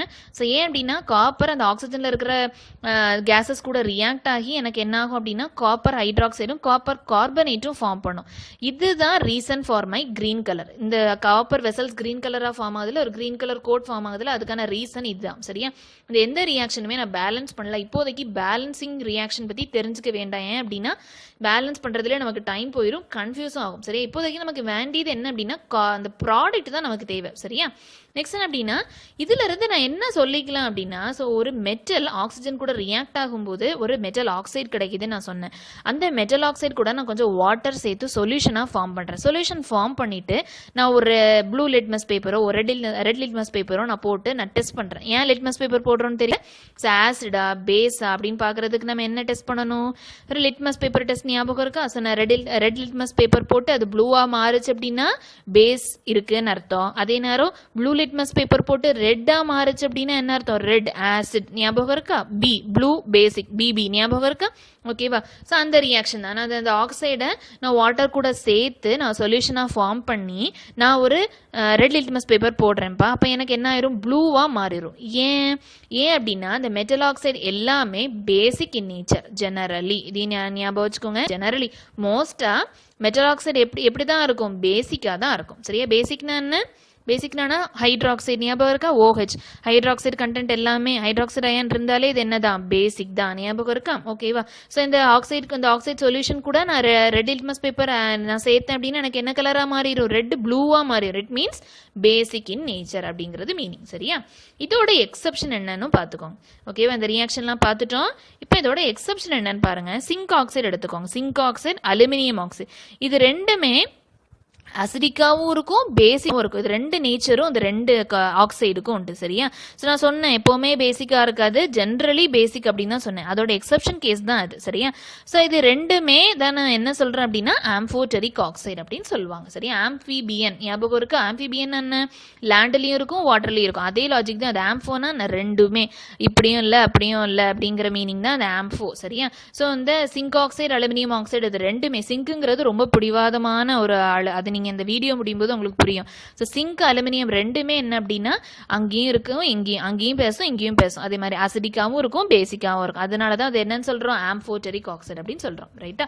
அதோட எக்ஸாம்பிள் தான் அங்க கொடுத்துருக்காங்க. நீங்க ஜஸ்ட் ரிவைஸ் பண்ணிக்கோங்க, அவ்வளவுதான்.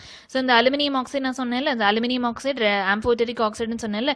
ஸோ அதனால ஆசிட் கூடவும் ரியாக்ட் பண்ணிக்க முடியும், பேசிக் கூடயும் ரியாக்ட் பண்ணிக்க முடியும். அதுக்கான ரியாக்ஷன் தான் அது. சரியா. நெக்ஸ்ட் பாருங்க, இதுக்கான எக்ஸப்ஷன் பார்க்கலாம்ப்பா. சரி. அந்த மெட்டல்ஸ் எடுத்துக்கோங்க. மெட்டல்ஸுங்கிறது ஜென்ரலா வாட்டர்ல இன்சாலிபிள் தான், அதாவது அப்படியே கரைஞ்சிடாது. நான் இங்க எப்படி நான் தண்ணி சேர்த்தேன், மெக்னீசியம் ஆக்சைடு ரஸ்ட் இந்த இது கூட எல்லாம் தண்ணி சேர்த்து தானே நான் பேசிக்னு கண்டுபிடிச்சேன். ரைட்டா. அப்போ எப்படி அப்படின்னு கேட்காதீங்க. ஏன் அப்படின்னா நான் இன்சாலிபிள் ஏன் சொல்றேன் அப்படின்னா அப்படியே கரைஞ்சு காத்தோட காத்தா கரையும்னு சொல்லுவாங்கல்ல, அந்த மாதிரி தண்ணியோட தண்ணியா கரைஞ்சு போகாது. புரியுது. அப்படியே சாலிபிள் ஆகாது. அதனாலதான் நம்ம என்ன சொல்றோம் அப்படின்னா metals are insoluble in water accept sodium oxide. So இது சோடியம் தானே. சோடியம் ஆக்சைடை நான் வாட்டர் கூட சேர்த்தேன் அப்படின்னா அப்படியே கரைஞ்சு போயிடும். ஸோ இந்த மாதிரி இதுதான் நான் என்ன சொல்றேன் அப்படின்னா அல்கலி சொல்யூஷன்ஸ், அல்கலிஸ் அப்படின்னு சொல்றேன். ஆல்ரெடி நான் என்ன சொன்னேன், அல்கலினா என்ன, அந்த குரூப் ஒன் மெட்டல்ஸ். கரெக்டா. இந்த சோடியம் பொட்டாசியம் இருக்கா. ஸோ அந்த சோடியம் சேர்த்தாலும் சரி, பொட்டாசியம் ஆக்சைடு. ஸோ அந்த சோடியம் பொட்டாசியம் ஆக்சைட்ஸ் நான் வாட்டர் கூட சேர்த்தேன் அப்படின்னா அப்படியே தண்ணியோட தனியா கரைஞ்சு போயிடும். ஆனால் ஜென்ரலா மெட்டல்ஸுங்கிறது தண்ணியில அப்படியே கரைஞ்செல்லாம் போயிடாது எக்ஸப்ட் இந்த சோடியம் அண்ட் பொட்டாசியம். ஸோ இந்த மாதிரி சொல்யூஷன் தான் நம்ம என்ன சொல்லலாம் அல்கலி ஆல்கலி சொல்யூஷன் அப்படின்னு சொல்லுவோம். ஓகேவா? இன்னொன்று என்ன அப்படின்னா இந்த சோடியம் பொட்டாசியம், நான் ஆல்கலி சொன்னல, இது ரொம்ப பயங்கரமான ஆட்கள். சரியா? இதுதான் பெரிய டான். ஸோ இந்த பீரியாடிக் டேபிள்லே இது பெரிய டான் யாருன்னு கேட்டால் அந்த சோடியம் அண்ட் பொட்டாசியம் தான். சரியா? இந்த சோடியம் அண்ட் பொட்டாசியம் ஆக்சிஜன் கூட பயங்கரமா ரியாக்ட் ஆகும். சரியா? ஸோ லைட்டா நம்ம வெளியில வச்சுட்டாலே என்ன ஆகும் அப்படின்னா அந்த அப்படியே நம்ம அந்த காத்து கூட ரியாக்ட் பண்ணி தீ பிடிச்சிரும். ஓகேவா? ஸோ நம்ம ஓப்பன்ல வச்சோம் அப்படின்னா தீ பிடிச்சிரும். அதனால எப்பவுமே இதை வெளியில ஓப்பன்ல வைக்க மாட்டாங்க. அதனால எப்பவுமே இந்த சோடியம் அண்ட் பொட்டாசியமா பத்திரமா கெரோசின் ஆயிலுக்குள்ள அப்படியே அமைக்க வச்சிருவாங்க. சரியா? ஸோ இது வெளியில இருந்துச்சு அப்படின்னா உயிருக்கு ஆபத்து. ஓகேவா? நெக்ஸ்ட் பாருங்க, இந்த அயன்ங்கிறது அவ்வளோ சீக்கிரம் எரியாது. ஓகேவா? பேர்னே ஆகாது, எரியவே செய்யும். பட் எக்ஸப்ஷன் என்ன அப்படின்னா அயன் ஃபில்லிங்ஸ். அயனா இருக்கும்போது எரியாது. ஆனா அதே அயனை நம்ம தள்ளியா நொறுக்கிட்டோம் அப்படின்னா அது ஃபில்லிங்ஸ். அயன் ஃபில்லிங்ஸ் என்னன்னா சின்ன சின்ன துகளா நம்ம உடைச்சிட்டோம் அப்படின்னா அப்போ அது பயங்கரமா ரியாக்ட் பண்ணும். எப்பவுமே சேர்ந்திருந்தா நமக்கு எதுவுமே ஆகாது. நம்ம எல்லாருமே பிரிஞ்சிட்டோம் அப்படின்னா என்ன ஆயிரும், நமக்கு ரொம்ப ஆபத்து வரும்ல. அதே லாஜிக் தான். அயன்கிறது எரியாது, பட் அயன் ஃபில்லிங்ஸ்ங்கிறது பயங்கர விகரஸா எரியும். தெரிஞ்சுக்கோங்க. அதே மாதிரி காப்பர் பாத்தீங்கன்னா அதுவும் எரியாது. ஏன் அப்படின்னா அதை சுத்தி இப்ப ஆக்சிஜன் வெளியில இருக்குது பாத்தீங்களா, காத்தோட ரியாக்ட் ஆகி வெளியில ஒரு காப்பர் ஆக்சைடு லேயரை ஃபார்ம் பண்ணி வச்சுக்கும். சரியா? அதனால அது அவ்வளவு சீக்கிரம் எரியாது. இதையும் தெரிஞ்சுக்கோங்க. நெக்ஸ்ட் என்ன பாத்தீங்கன்னா சில்வர் கோல்டுலாம் ஆக்சிஜன் கூட ரியாக்டே பண்ணாது. ஓகேவா? சுத்தம். சரியா? எவ்வளோ ஹை டெம்பரேச்சர்ல நம்ம வச்சாலுமே அது ரியாக்ட் பண்ண. அதனாலதான் நம்மளோட ஆர்னமெண்ட்ஸ் எல்லாம் பாத்தீங்க அப்படின்னா இப்போ செயின், மோதிரம் இதெல்லாம் அவ்வளோ சீக்கிரம் கருக்காது. ஏன் அப்படின்னா பியூர் கோல்டா இருந்துச்சு அப்படின்னா. சரியா? ஸோ பியூர் கோல்டா இருந்துச்சு அப்படின்னா அவ்வளோ சீக்கிரம் கருக்காது. சில மோதிரங்கள்லாம் பாத்தீங்க அப்படின்னா சீக்கிரம் கருத்துரும். ஏன் அப்படின்னா நமக்கு அந்த அளவுக்கு அந்த கோல்டோட பியூரிட்டி இல்லை, எதையோ ஒன்று சம்திங் கலப்படம் பண்ணிட்டாங்க அப்படிங்கிறது மீனிங். சரியா? ஸோ சில்வர் கோல்டுங்கிறது அவ்வளோ சீக்கிரம் ஆக்சிஜன் கூட ரியாக்ட் ஆகாது, ஈவன் அட் ஹை டெம்பரேச்சர். இதையும் தெரிஞ்சுக்கோங்க. நெக்ஸ்ட் அலுமினியம் பாத்தீங்க அப்படின்னா அலுமினியம்ல என்ன இருக்கும் அப்படின்னா அதை சுத்தி இந்த நம்ம ஏர் அதாவது வெளியில வச்சுட்டோம் அப்படின்னா அதை சுத்தி ஒரு ஆக்சைடு லேயர் மாதிரி ப்ரொடெக்ஷனுக்கு ஃபார்ம் பண்ணிடும். அதாவது Al2O3 லேயர் ஃபார்ம் பண்ணிடும். அதான் ஆக்சிடேஷன் சொல்லுவோம். ஸோ அப்போ ஃபார்ம் ஆகும்போது என்ன ஆகும்னா அது மறுபடியும் துருபிடிக்காம இருக்கிறதுக்கு, மறுபடியும் இந்த கொரோஷன் ஆகாம இருக்கிறதுக்கு தடுக்கும் இந்த ஆக்சைடு லேயர். சரி? அலுமினியம் ஆக்சைடு லேயர் அதை கொரோஷன் ஆகாம இருக்கிறதுக்கு தடுக்கும். சரியா? இது ஒண்ணு. ஓகே, அப்ப அலுமினியம் ஆக்சைடு இருந்தா கொரோஷன் ஆகாது அப்படின்னு சயின்டிஸ்ட் கண்டுபிடிச்சிட்டாங்க. அப்ப என்ன பண்ணாங்க அப்படின்னா அப்ப இன்னும் நல்ல அலுமினியம் ஆக்சைடு லேயர் மேல இருந்துச்சு அப்படின்னா இன்னும் நல்ல கொரோஷன் ஆகாம தடுக்கும் இல்லையா? அதனால என்ன பண்ணாங்க அப்படின்னா ஒரு ப்ராசஸ் கொண்டு வந்தாங்க. அதுதான் ஆனோடைசிங். நல்லா தெரிஞ்சுக்கோங்க. ஆனோடைசிங் பேர்லயே இருக்கு. ஆனோடு தான் நம்மளோட மெயின் ஆலை. கரெக்டா? ஸோ என்ன அப்படின்னா நான் ஒரு பீக்கர் சம்திங் ஏதோ ஒரு சொல்யூஷன் கண்டெய்னர் எடுத்துக்கிறேன். ஆனோடு இருக்கு, கேத்தோடு இருக்கு. ஆனோடுங்கிறது ஒரு அலுமினியம் லேயர் தான். ஆனோடு ஃபுல்லா அலுமினியம் கோட் பண்ணியிருக்கேன். எலக்ட்ரோலைட் ஒரு ரியாக்ஷன் நடக்கணும்னா எனக்கு எலக்ட்ரோலைட் வேணும், ஆனோடு வேணும், கேத்தோடு வேணும். கரெக்டா?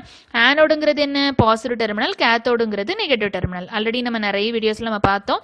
இந்த எலக்ட்ரோலைட் என்ன யூஸ் பண்ணியிருக்காங்க அப்படின்னா டைல்யூட் சல்ஃபியூரிக் ஆசிட் யூஸ் பண்ணியிருக்காங்க. இப்போ என்ன ரியாக்ஷன் நடக்கும் அப்படின்னா நான் அந்த எலக்ட்ரோலைட்ல ஒரு கரண்ட் பாஸ் பண்ணும்போது இந்த சொல்யூஷன்ல ஹைட்ரஜன் ரிலீஸ் ஆகி இந்த கேத்தோட நோக்கி போகும்.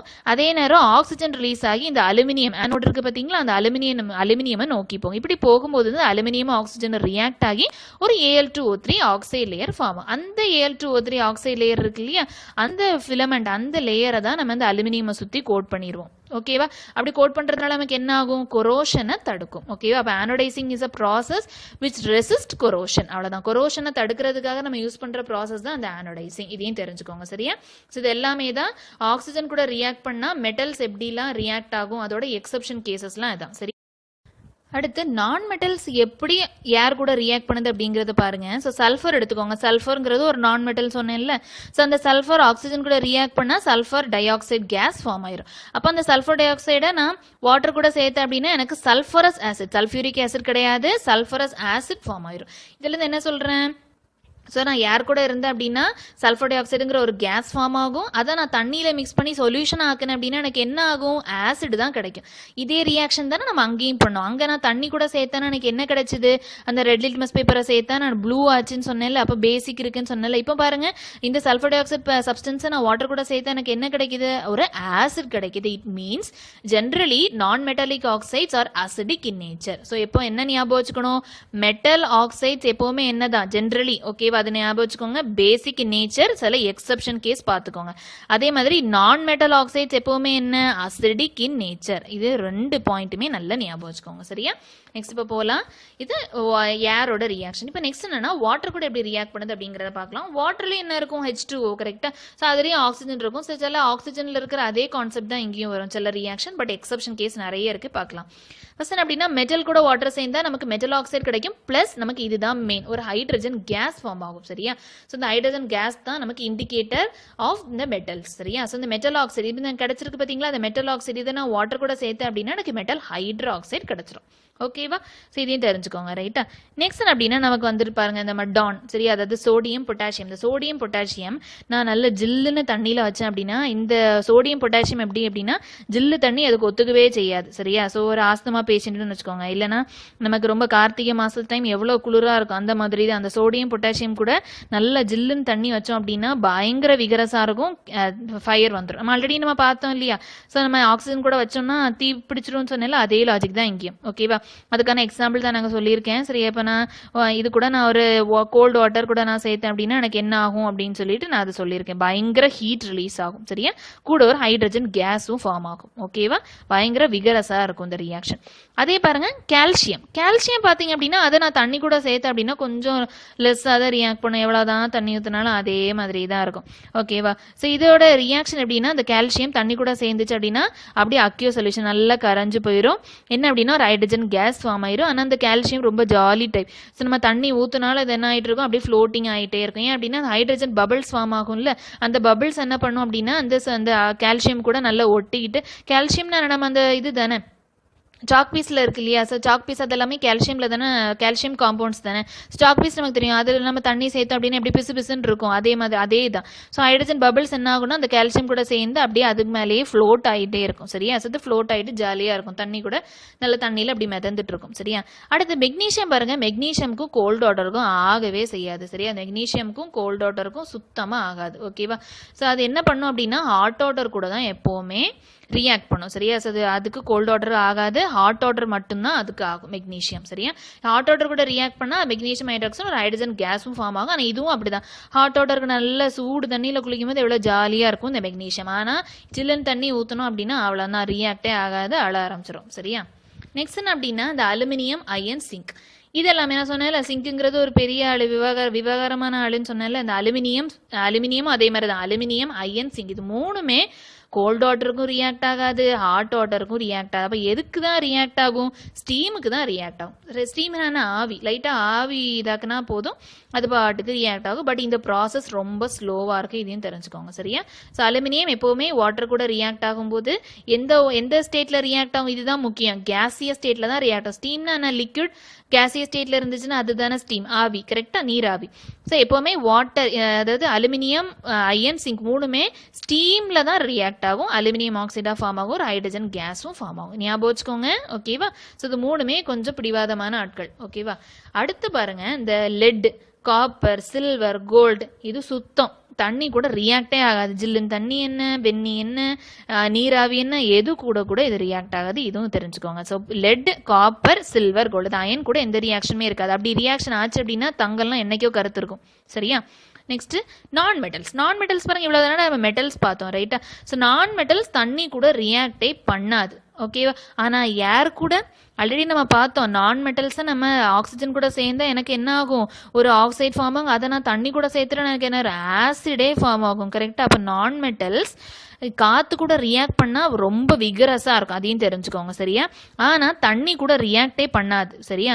ஸோ அதனால தான் நம்ம என்ன பண்ணுறோம் அப்படின்னா இப்போ ஃபாஸ்பரஸ் எடுத்துக்கோங்க, அது ஒரு நான் மெட்டல். ஆனால் அது காற்றுல வெளியில் வச்சுட்டோம் அப்படின்னா தீப்பத்த ஆரம்பிச்சிடும் பயங்கரமாக. ஏன்னா அந்த ஃபாஸ்பரஸ்லாம் நம்ம கிராக்கர்ஸில் யூஸ் பண்ணுறோம். சரியா. ரொம்ப நம்ம ரொம்ப வெளியில் அப்படி வச்சுட்டோம்னா நான் லைட்டாக ஏதாவது கங்கு ஏதாவது வந்துச்சு அப்படின்னா ஃபயர் பற்றிக்கிறோம். ஓகேவா.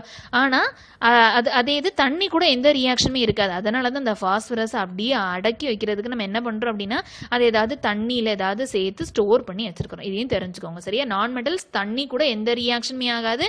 ஆனால் ஏர் கூட பயங்கர விகரஸாக ரியாக்ட் ஆகும். ஓகேவா.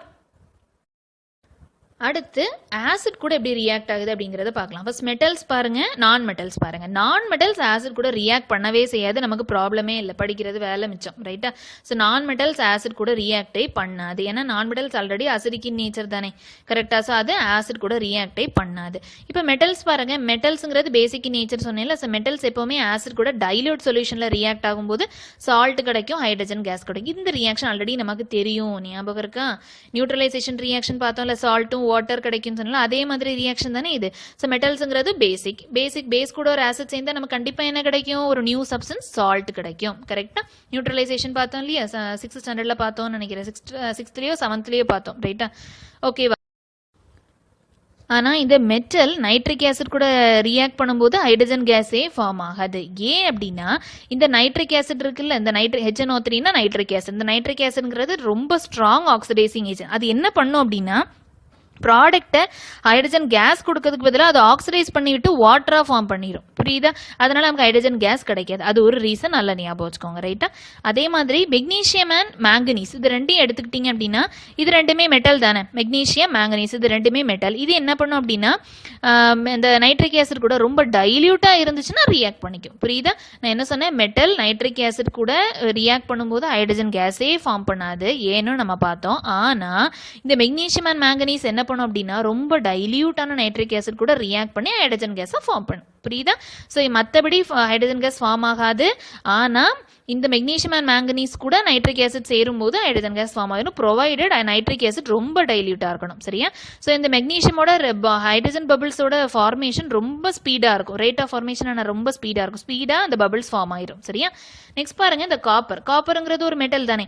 ஆனால் அந்த காப்பர் ஆசிட் கூட சேரும்போது எந்த பபிளுமே ஃபார்ம் ஆகாது, பபிளே இருக்காது, சரியா? அதே மாதிரி இன்னொன்று தெரிஞ்சுக்கோங்க, இந்த காப்பர் ஹைட்ரோக்ளோரிக் ஆசிட் கூட சேரவே செய்யாது.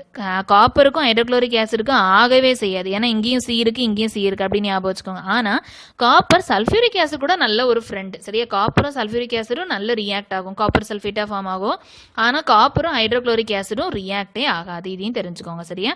ஸோ எந்த பபிளுமே ஃபார்ம் ஆகாது, முக்கியமா காப்பர் கூட ஆசிட் சேர்ந்த எந்த பபிளுமே ஃபார்ம் ஆகாது, ஓகேவா? ஸோ இன்னொன்று ஒரு அடிஷனல் ஃபேக்ட் தெரிஞ்சுக்கோங்க, அக்வாரெஜியா சொல்யூஷன் அப்படின்னு ஒன்று சொல்லுவாங்க. இது ஏன் அப்படின்னா இது சொல்யூஷன்ல என்னெல்லாம் சேர்ந்துருக்கும்னு தெரிஞ்சுக்கோங்க. கான்சன்ட்ரேட்டட் ஹைட்ரோக்ளோரிக் ஆசிடும் concentrated nitric acid. So hydrochloric acid nitric acid ரெண்டும் சேர்ந்தாதான் நமக்கு அக்வாரெஜியா. எந்த ரேஷியோல் அப்படின்னா 3:1, நிறைய 3 times of concentrated hydrochloric acid, அதே மாதிரி அதுக்கு one time of concentrated nitric acid, ரெண்டு சேர்த்தாதான் எனக்கு அக்வாரெஜியா சொல்யூஷன் கிடைக்கும். ஸோ இந்த அக்வாரெஜியா சொல்யூஷனுக்குள்ள நான் எப்படி அதோட ப்ராப்பர்ட்டி எப்படி இருக்கும் அப்படின்னா கோல்டு அந்த அளவுக்கு கோல்டையே கரையிற அளவுக்கு ப்ராப்பர்ட்டி உள்ளதா அந்த அக்வாரெஜியா சொல்யூஷன், சரியா? ரொம்ப கொரோசிவான லிக்விட் அப்படின்னு சொல்லுவாங்க, சரியா? ஸோ இதெல்லாம் தெரிஞ்சுக்கோங்க. ஆசிட் கூட முக்கியமாக என்ன நடக்கும்னு பார்த்துக்கோங்க. ஆசிட் கூட சேர்ந்தா சால்ட் ஃபார்ம் ஆகும், அதோட எக்ஸப்ஷன் கேஸ் தான் இது.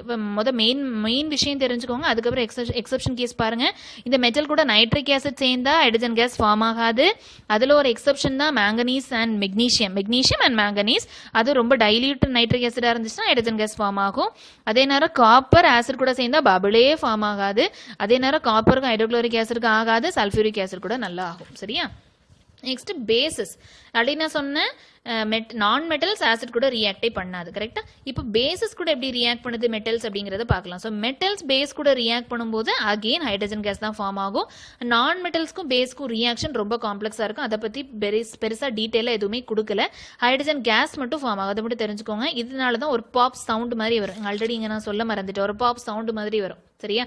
நமக்கு எப்படி நம்ம பபிள் ஃபார்ம் பண்ணும்போது ஒரு மாதிரி சவுண்ட் வரும்ல, அதே மாதிரி சவுண்ட் தான் இங்கேயும் வரும். ஹைட்ரஜன் கேஸ் ஃபார்ம் ஆனாலே இந்த பபிள் சவுண்ட், இந்த பாப் சவுண்ட் வரும், ஓகேவா?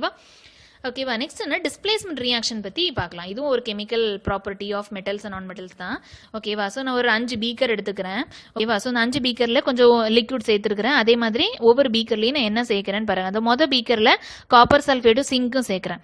ரெண்டாவது பீக்கர்ல காப்பர் சல்ஃபேட்டும் அயனும் சேர்க்கிறேன். அடுத்ததுல சிங்க் சல்ஃபேட்டும் காப்பர் டர்னிங்ஸ் நெயில் இது எல்லாமே என்ன சும்மா சின்ன சல்லியா நான் கொஞ்சம் பவுடர் மாதிரி சேர்க்கிறேன், அவ்வளவுதான் அதோட மீனிங். நெயில்னு என்ன அப்படின்னா அதாவது ஒரு சின்ன ஆணி அந்த மாதிரி ஏதாவது சேர்க்கிறேன், சரியா? டி பீக்கரில் அயன் சல்ஃபேட்டும் காப்பர் டர்னிங்ஸ், அதே மாதிரி லாஸ்ட் பீக்கரில் சிங்க் சல்ஃபேட்டும் அயன் எல்லாம் சேர்க்குறேன். சரியா? இப்போ என்ன நடக்கும் அப்படின்னா இந்த காப்பர் சல்ஃபேட்டும் சிங்க்கும் நான் சேர்த்துருக்கேன் இல்லை. ஸோ இப்போ இதோட ப்ராடக்ட் என்ன ஃபார்ம் ஆகும் அப்படின்னா கொஞ்ச நேரம் கழிச்சு இந்த காப்பர் சல்ஃபேட் என்னவா மாறிடும் அப்படின்னா சிங்க் சல்ஃபேட்டாக மாறிடும். காப்பராக இருந்தது சிங்காக மாறிடுச்சு. இப்படி இருந்த காப்பர் இப்படி ஆயிடுச்சு. ப்ளஸ் கொஞ்சம் காப்பர் மீதி இந்த ரெட் கலரில் நமக்கு கிடைக்கும். ஸோ காப்பர் சல்ஃபேட் ப்ளூ கலராக இருந்த சொல்யூஷன் எனக்கு கலர்லெஸ்ஸாக மாறிடுச்சு. காப்பர் கொஞ்சம் ரெட் கலர் மட்டும் கீழே இருக்கும், அவ்வளோதான், செடிமெண்ட்டாக இருக்கும். ஓகேவா? அடுத்து காப்பர் சல்ஃபேட் அயனும் சேரும்போது அகெயின் என்ன ஆயிரும் அப்படின்னா அந்த காப்பர் சல்ஃபேட் அயன் சல்ஃபேட்டாக மாறிடும். ஸோ இந்த காப்பருங்கிறது சரியான ஒரு இளிச்சவாய் மாதிரின்னு வச்சுக்கோங்களேன். ஸோ இந்த காப்பர் கூட என்ன சேருதோ அது அப்படியே மாறிடுது. ஸோ காப்பர் சல்ஃபேட் அயன் சல்ஃபேட்டாக மாறிடுச்சு, மீதி காப்பர் மட்டும் ரெட் கலரில் இருக்கும். பட் இது எதுவுமே மாறாது. இப்போ சிங்க் சல்ஃபேட் கூட காப்பர் சேர்த்தாலும் எனக்கு என்ன மாறாது? சிங்க் காப்பராக மாறாது, அயனும் காப்பரா மாறாது, சிங்க் அயனா மாறாது. கரெக்டா? ஏன் அப்படின்னா அந்த சிங்க் அவ்வளவு சீக்கிரம் காப்பரா மாற்ற முடியாது. ரைட்டா? நான் சொன்னல சிங்க்குங்கிறது பயங்கரமான ஆளுன்னு. அதே மாதிரி இந்த அயனையும் காப்பரால மாற்ற முடியாது, காப்பரா கன்வெர்ட் பண்ண முடியாது. அயனும் ஒரு பெரிய ஆளுன்னு சொன்னேன்ல, அதே மாதிரி சிங்க் அயனா மாற்ற முடியாது, சிங்க் அயனா மாற்ற முடியாது. சொன்னல சிங்க்குங்கிறது ஒரு பெரிய விதண்டாவதம் பிடிச்ச ஆளுன்னு சொன்னேன்ல. ஸோ அந்த லாஜிக் அந்த ஒரு வேர்டை நல்லா ஞாபகம் வச்சுக்கோங்க, ஈஸியாக அதை கிராக் பண்ணிடலாம். சரியா? ஸோ இந்த ப்ராசஸ் தான் டிஸ்பிளேஸ்மெண்ட் அப்படின்னு சொல்லுவாங்க. அதாவது ஒரு metal displeases another metal from its compound in argue solution. Argue solution நான் தண்ணி சேர்த்து தானே, தண்ணி கூட தானே நான் அதை மிக்ஸ் பண்ணேன். ஸோ நல்ல டைல்யூட் ஆன பிறகு தானே நான் டெஸ்ட் பண்ணேன். அதுதான் அப்படி நல்ல அக்யூ சொல்யூஷனில் ஒரு மெட்டல் இன்னொரு மெட்டலில் டிஸ்பிளேஸ் பண்ணுமா, அதுதான் டிஸ்பிளேஸ்மெண்ட் ரியாக்ஷன் அப்படின்னு சொல்லுவாங்க. நான் ஆல்ரெடி இங்கே சொன்னேன் பார்த்தீங்களா? ஸோ காப்பர் சிங்காக மாறிடுச்சுல பீக்கரில், அடுத்த பீக்கரில் என்னாச்சு? காப்பர் அயனாக மாறிடுச்சு. காப்பருங்கிறது சரியான ஒரு இழிச்சவாய் நான் சொன்னேன்ல. ஓகேவா? அதனால ஈஸியாக இஷ்டத்துக்கு மாத்திட்டு போயிட்டான். ரைட்டா? அடுத்து பாருங்க, ஆனா சிங்க்ங்கிறது காப்பரா மாறல, அயன்கிறது காப்பரா மாறல, சிங்க்ங்கிறது அயனாவும் மாறல. ஏன் அப்படின்னா சிங்க்ங்கிறது ரொம்ப reactive than iron and copper. So zinc அவ்வளவு தூரம் காப்பரா மாறாது, அயன் அவ்வளவு தூரம் காப்பரா மாறாது, சிங்க் அவ்வளவு தூரம் அயனா மாறாது. கரெக்டா? இது மூணுத்தையும் நீங்க பாத்தீங்க அப்படின்னா சிங்க்ங்கிறது ரொம்ப ரியாக்டிவா இருக்கும், அதுக்கு அடுத்து அயன், அதுக்கு பிறகுதான் காப்பர். ஏன்னா காப்பருங்கிறது ரொம்ப இழிச்சவாயின்னு சொன்னேன்ல. ஓகேவா? ஸோ இதுதான் எல்லாம் தெரியும். ஸோ ஒரு மெட்டலோட ரியாக்டிவிட்டியை பொறுத்து தான் அது இன்னொரு மெட்டலா டிஸ்பிளேஸ் ஆகுதா இல்லையா அப்படிங்கறத நம்ம சொல்லலாம். ஓகேவா? இதுதான் அந்த ரியாக்டிவிட்டி சீரிஸ். சரியா? அதை நல்லா படிச்சுக்கோங்க. சரியா? So first top most reactivity element என்ன அப்படின்னா இந்த பொட்டாசியம் தான். நான் சொன்னல பொட்டாசியம் சோடியம்லாம் சரியான ஆட்கள்னு சொன்னல. இந்த பொட்டாசியம் அவ்வளோ சீக்கிரம் எதனாலையும் மாற்ற முடியாது, இது ரொம்ப ரியாக்டிவ் மெட்டல். ஸோ அது ஒரு ரியாக்ஷனில் அது இருந்துச்சுன்னா அதுதான் டாமினண்ட்டாக இருக்கும். அதே மாதிரி தான் சோடியம். ஸோ அடுத்து கால்சியம், மெக்னீஷியம், அலுமினியம், சிங்க் சொன்னேன்ல. ஸோ சிங்க் அயன், ஸோ இது ரெண்டுமே பயங்கரமான ரியாக்டிவான ஆட்கள். அது மாதிரி தான் அலுமினியம். நான் ஃபர்ஸ்ட் சொன்னல அலுமினியம், சிங்க், அயன் இதுலலாம் ஜாக்கிரதையாக இருக்கணும்னு சொன்னல. இது ரொம்ப ஹையஸ்ட் ரியாக்டிவ் மெட்டல். சரியா? அது இது வரை ஃபர்ஸ்ட் படிச்சுக்கோங்க. லெட் வேற வேணாலும் படிச்சுக்கோங்க. நெக்ஸ்ட் ஹைட்ரஜன், அதுக்கப்புறம் காப்பர். நான் காப்பருங்கிறது ஒரு இழிச்சவாயின்னு சொன்னல, அதை விட இழிச்சவாயா மூணுன்னு இருக்கு பாருங்க, அதுதான் மெர்க்குரி. ஸோ காப்பர் நீங்க ஒரு லேண்ட்மார்க்கா வச்சுக்கோங்க. இங்க லெட்ங்கிறது ஒரு லேண்ட்மார்க், இல்லைன்னா அயன் வரைக்கும் நீங்க படிச்சுக்கோங்க. அது மாதிரி இங்க மெக்னீஷியம் வரைக்கும் படிச்சுக்கோங்க. ஸோ இதை வர படிங்க. அலுமினியம், சிங்க், அயன் ஆல்ரெடி சொன்னேன், அது சரியான ஆட்கள்னு சொன்னேன். அது மாதிரி இங்க லெட், ஹைட்ரஜன், அதே மாதிரி காப்பருங்கிறது ஒரு இழிச்சவாயின்னு சொன்னேன். அதுக்கப்புறம் அந்த மீதி இருக்கிற அந்த மெர்க்குரிங்கிறது ஒரு எக்ஸப்ஷன் கேஸ் பார்த்தோம்ல, சில்வர் கோல்டுலாம் ஞாபகம் வச்சுக்கலாம். ஸோ ரொம்ப லீஸ்ட் ரியாக்டிவிட்டி மெட்டல் என்ன? அந்த கோல்டு தான். அவ்வளோ ரொம்ப சீக்கிரமா என்ன ஆயிரும்? ரியாக்ட் இன்னொரு மெட்டலா ஃபார்ம் ஆயிரும். சரியா? ஸோ கோல்டுங்கிறது தான் ரொம்ப least reactivity in this series. So பொட்டாசியம்ங்கிறது மோஸ்ட் ரியாக்டிவிட்டி மெட்டல், கோல்டுங்கிறது ரொம்ப லீஸ்டான ரியாக்டிவிட்டி மெட்டல். சரியா? ஸோ இவ்வளோதான். ஸோ இதுதான் பிசிக்கல் அண்ட் கெமிக்கல் ப்ராப்பர்ட்டிஸ் வச்சு மெட்டல்ஸ் நான் மெட்டல்ஸ் எப்படி கிளாஸிஃபை பண்ணலாம் அப்படிங்கிறது. சரியா? ஸோ இப்போ யூசஸ் என்னங்கிறது பார்க்கலாம், கடகடன் பார்த்துடலாம். ஸோ உங்களுக்கு தெரியும் மெட்டல்ஸோட யூசஸ் எல்லாமே உங்களுக்கு தெரியும், ஜஸ்ட் என்னங்கிறது மட்டும் பார்த்துக்கோங்க. இல்லை முக்கியமாக ஞாபகம் வச்சுக்கொண்டியது நிக்கல்ங்கிறது காயின்ஸ் மேக் பண்றதுக்கு யூஸ் பண்ணுவாங்க. மீதி எல்லாமே உங்களுக்கு தெரிஞ்சிருக்கிற வாய்ப்பு இருக்கு. சரியா? எல்லாமே உங்களுக்கு தெரிஞ்சிருக்க வாய்ப்பு இருக்கு. நெக்ஸ்ட் அப்படின்னா நான் மெட்டல்ஸ் பாத்தீங்க அப்படின்னா ஆக்சிஜன் நமக்கு தெரியும், ரெஸ்பிரேஷனுக்கு யூஸ் ஆகும். சல்ஃபருங்கிறது நிறைய மெடிக்கல் லேபரேட்டரிஸ்ல யூஸ் பண்ணுவாங்க, நிறைய மெடிசன்ஸ்ல சல்ஃபர் சேர்ப்பாங்க. சரியா? அதே மாதிரி குளோரின் எடுத்துக்கிட்டீங்க அப்படின்னா டிஸ்இன்ஃபெக்டன்ட் யூஸ் பண்ணுவாங்க. ஏதாவது கிருமி நாசினி சொல்லுவாங்கல்ல, அதுக்கு யூஸ் பண்ணுவாங்க. பியூரிஃபை பண்றதுக்கு யூஸ் பண்ணுவாங்க. நம்ம பார்த்திருக்கோம்ல, நம்ம வாட்டர் பியூரிஃபையர்லாம் குளோரின், நம்ம விளம்பரத்துலாம் பார்த்திருக்கோம்ல, குளோரின் சேர்த்திருக்காங்க, குளோரின் வாட்டர் அந்த மாதிரிலாம் சொல்லியிருப்பாங்க. ஸ்விம்மிங் பூல்ஸ்ல குளோரின் ஆட் பண்ணுவாங்க இல்லையா? ஸோ அது எல்லாமே பியூரிஃபை பண்றதுக்கு யூஸ் பண்றது குளோரின். அது ஒரு நான் மெட்டல். ரைட்டா? Next phosphorus. பாஸ்பரஸ் நான் ஆல்ரெடி சொன்னேன், சீக்கிரமா தீ பிடிச்சிரும் சொன்னேன். அப்ப கண்டிப்பா இதுல தான் யூஸ் பண்ணுவாங்க, கிராக்கர்ஸ்ல யூஸ் பண்ணிருப்பாங்க. Next potassium fertilisers. பொட்டாசியம் ஃபர்டிலைசர்ல யூஸ் பண்ணுவாங்க. நைட்ரஜன் பிளான்ஸ்க்கு தேவை, கார்பன் ஃபியூலா யூஸ் பண்ணுவாங்க. ஓகேவா? ஸோ இதுக்கு கார்பனுக்குள்ள நிறைய அல்லோட்ரோப்ஸோட யூசஸ்லாம் உண்டு, அதெல்லாம் நீங்க ஜஸ்ட் ரெஃபர் பண்ணிக்கோங்க. ஓகேவா? ஸோ அவ்வளவுதான். இதெல்லாம் தான் முக்கியமான இது. ஸோ கிட்டத்தட்ட நம்ம மெட்டல்ஸ் அண்ட் நான் மெட்டல்ஸ் கிட்டத்தட்ட கம்ப்ளீட் கம்ப்ளீட் பண்ணிட்டோம். இன்னும் கொஞ்சம் இருக்குது, அது நெக்ஸ்ட் வீடியோவில் நம்ம கம்ப்ளீட் பண்ணிடலாம். சரியா? அந்த வீடியோ கண்டிப்பாக யூஸ்ஃபுல்லாக இருக்கும்னு நினைக்கிறேன். இந்த வீடியோ பிடிச்சிருந்துச்சு அப்படின்னா லைக் பண்ணுங்கள், உங்கள் ஃப்ரெண்ட்ஸ்க்கு ஷேர் பண்ணுங்கள், குரூப்பாக டிஸ்கஸ் பண்ணி படிங்க. மறக்காமல் நம்ம சேனல் ஈஸியாக பை அண்ட் ட்ரிக்ஸை சப்ஸ்கிரைப் பண்ணுங்கள். நல்லா ப்ரிப்பேர் பண்ணுங்கள் friends. All the best. Thank you.